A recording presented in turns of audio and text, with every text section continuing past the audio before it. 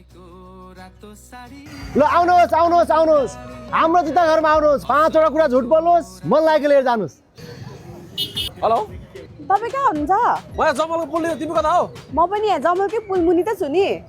अब यत्रो मान्छे छ कहाँ हो कहाँ चिन्दै गएर त्यो वरिपरि कस्तो खालको मान्छे छ हेर त। मेरो अगाडि रातो ज्याकेट लगाएको एउटा अङ्कल फोनमा बोलिरहनु भएको छ। रातो ज्याकेट त मैले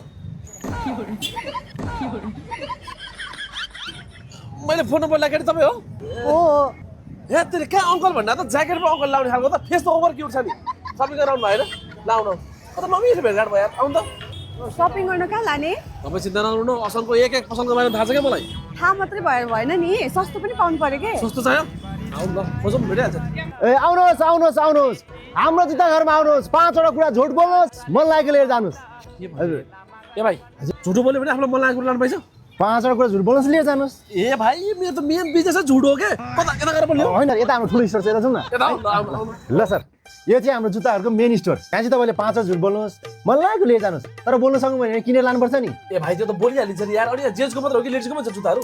हे तेरिका सर केटीको जुत्ता पनि छ के तपाईँ पहिला 5 वटा झुट त बोलेर देखाउनुहोस् आउनुहोस्। ए भाइ झुट पैसा त सोधा यार।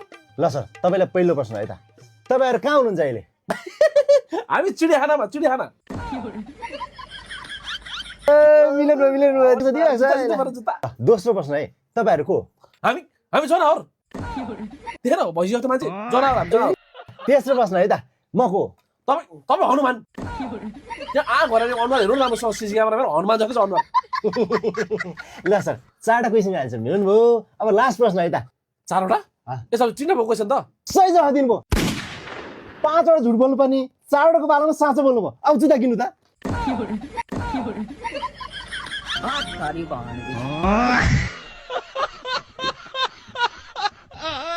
व्यापार गर्नु युनिक आइडिया छ यार। यति भयो भने मार्केटमा टिक्नै सक्दैन नि कम्पिटिसन आइछ जुत्ता किन्नुहोस् त। जुत्ता त किन्ने कि तर तपाईँको जुत्ता घरमा कस्तो कस्तो जुत्ता छ देखाउनुहोस् न पहिला।